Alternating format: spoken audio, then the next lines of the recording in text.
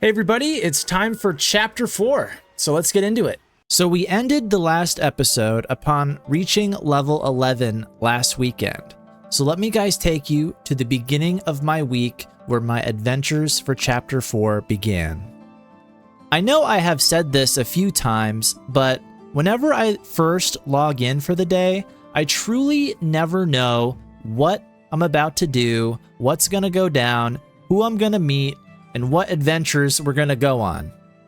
So the first thing I like to do is go over my inventory, make sure I have all the supplies I need, food, water, make sure my bags are clear and that I'm ready to go adventuring. And what I like to do is I typically turn on LFG or looking for group in the social tab, and then I just go off and do my own thing for a while. I actually like doing my own thing sometimes in this game. As fun as grouping can be, soloing can be just as fun as well, and I enjoy that aspect of the game sometimes too. So here I am in Avendir's Pass. I'm getting more comfortable in this zone, and I'm just soloing some wolves for a while. And it wasn't very long till a new opportunity, a new adventure popped up. This group asked if I wanted to do the manor, and I had never heard of the manor. I don't know where it is, and I was definitely stoked to go check this out. So here I am, running over to the manor.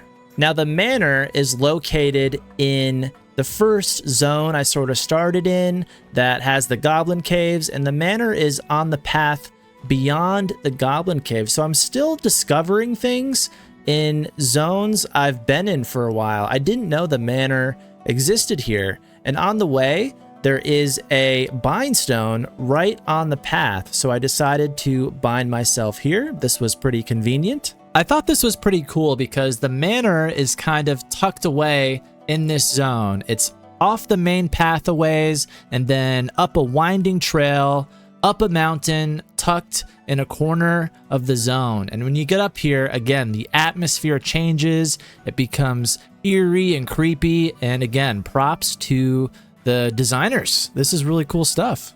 So on this night, this was a pretty good group. Everyone was really nice, and we sort of camped against the wall facing the manor here, and the manor had these like undead ghosts and apparitions that we were pulling. It was a little challenging. I did feel that some of the mobs were a little higher than us, which was certainly doable, but some of the pulls we had to run away and reset.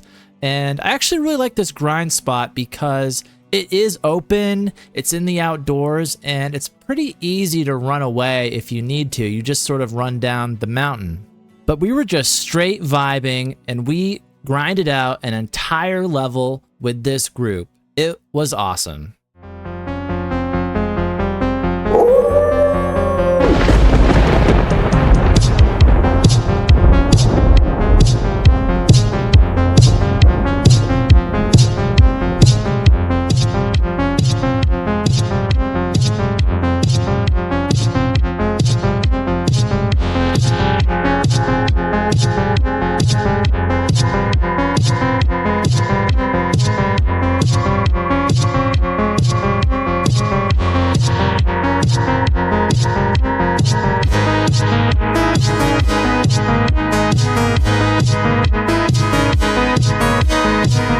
Eventually, a named boss spawned called Bitterbone.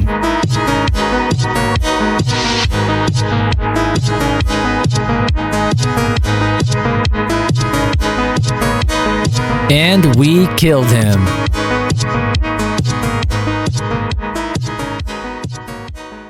I actually won an item that Bitterbone dropped. It was an ethereal leather chest piece with some stats on it, so I was pretty stoked about that. Here I am doing a fit check. Check it out. I got a brand new belly shirt. Hell yeah. Oh, nice. It's a little belly shirt. A little too small, but... So yeah, like I said, we were vibing here for a few hours, and I dinged level 12. What a good night. Oh, we dinged. Level 12! Fast forward to the next day, and here I am upon logging in, doing what I usually do, go through my bags, set up my tune, make sure I'm good to go, and go find something to do on my own. So I go back to Avendir's Pass and I start grinding some bears in the grind spot that Thorcrow had showed me in the last episode. Thorcrow showed me this spot, so I want to show this spot to you guys. This is a nice little grind spot, I'd say from levels 12 to 15 maybe, and I want to show you guys how to get there. So you just saw me run across the bridge towards Thronefast, which is the starting zone with the goblin caves in the town of Avelia.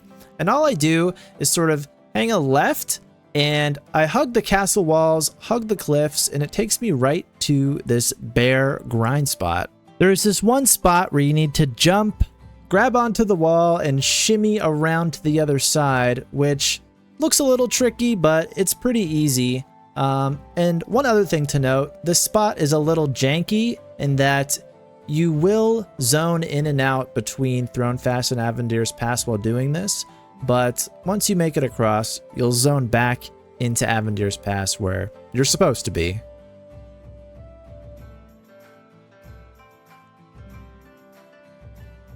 And this is sort of like the bear ledge or the bear cliffs, I call it. And you can just sort of run along the edges here. And all along here are a whole bunch of bears about level 12 to 15. And this is really funny. I'm just grinding some bears, minding my own business. And look who runs up to me. It's Thorcrow. Hey, Thorcrow. So Thorcrow invites me to a group and we start grinding bears just like the good times we had before. There just so happened to be a named bear that was up at this time named Kibera. And we pulled him and we killed him pretty easily. And Thorcrow and his friend Zeno here let me have the drop, which was a dagger with some nice stats on it. So thanks, guys. I got a new weapon. Thorcrow and I continued to grind some bears for about 30 minutes or so, and then Thorcrow had to call it a night. But it's always good times grouping with Thorcrow.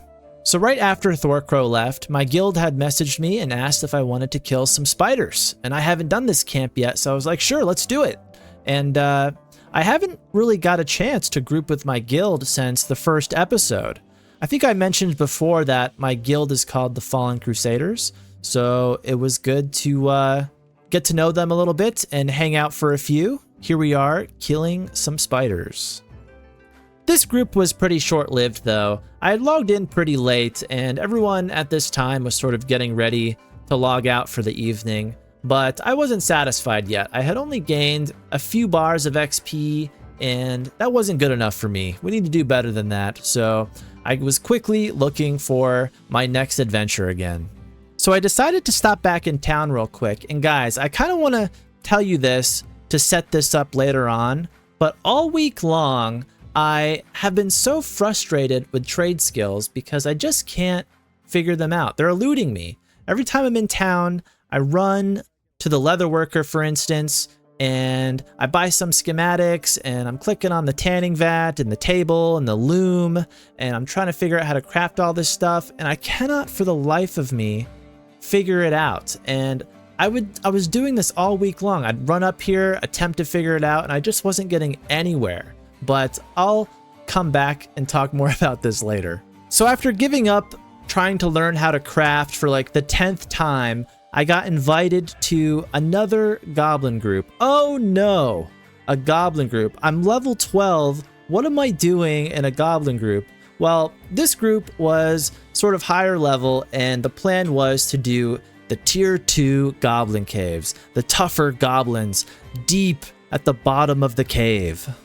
On this particular night, the goblin caves were jam-packed. There were players everywhere, which was kind of cool to see. I was really happy to see a lot of players logged in and enjoying the game.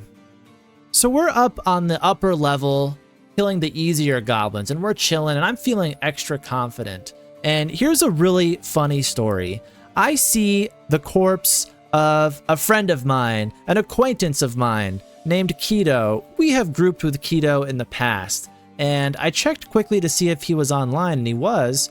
And I whispered him to ask him if he wanted me to res him because his body was right here. And I was like, hey, let's do a nice favor for somebody. So we res Keto and I buff him up, I heal him up, and since he doesn't have a group, or I don't see a group with him, I figured he'd slash stuck out or gate out of here, because you can do that at any point in the game as long as you're not in combat. But he decided to run out, which I thought was kind of weird, but I wished him luck, and I was feeling good that we had rescued him. Bye, Keto! But little did I know that my good deed was about to bite me in the ass. So my little warning sign here was my dog, my pet wolf, started running in the direction Keto went without me telling him to do anything. And I was like, uh-oh. Because as Keto is running out, he is inevitably aggroing some mobs, some goblins. And I have a heal over time ticking on Keto. And the goblins do not like that. So as Keto made it out of the caves, I assume he made it out of the caves, the goblins run back and decide to come after me. But this time, it's a goblin train, and I am royally screwed. Oh no! Oh my god, it's a wipe! Oh, disaster has struck.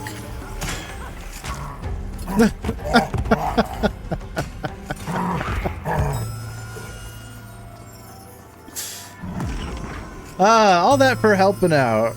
So yeah, I definitely felt bad that I got my group killed, but you just gotta move on. And luckily, I was like, you know what? We're kind of highish level. We're going down to Goblin Tier 2. We died to the easy goblins, and this corpse run is going to be easy. But here's where my night gets even crazier. So we fight our way back into the goblin caves, and this is going on for a while. We're getting farther and farther, and eventually we're in the Tier 2 goblin caves, and I start to freak out a little bit because I'm like, wait a minute, I never recovered my body. And there's a combination of a couple things that happened. One is I don't think a lot of us really knew our way around the goblin caves, and two, when we died, my group sort of scattered, and like half of them ran out of the caves, so our bodies were far apart from each other, and mine was buried wherever the heck we were. It was the furthest back in the cave, so we never came across my body. So I convinced my group to turn around and, hey, let's go find it, please. And then I start to feel really bad because most of the night is being consumed with recovering my body, and I feel bad for wasting my group's time, but I had to recover it.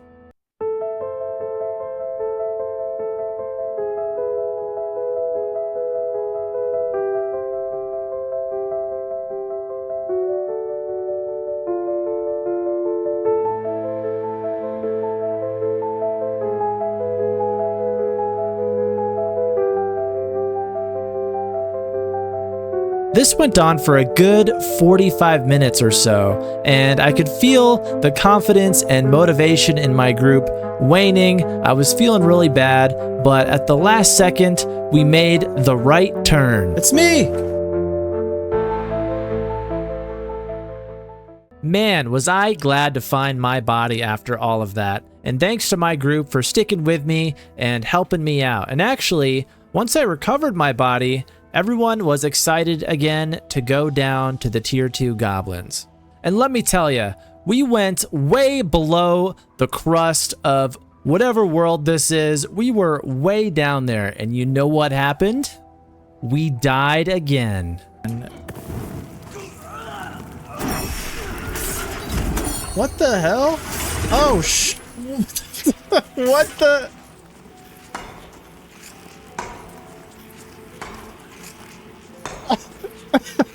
What was that?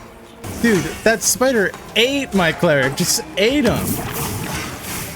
Oh, AoE. I don't have too much left in the tank. Oh, there's a goblin. Oh, no. This is it.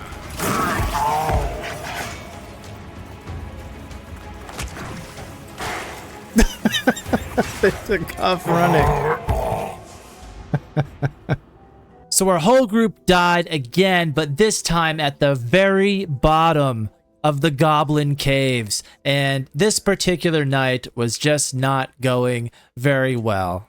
But all was not lost. There was a second group a little ways behind us in the caves because it was very crowded that night. And luckily, we whispered them and they found our bodies and rezzed us one by one.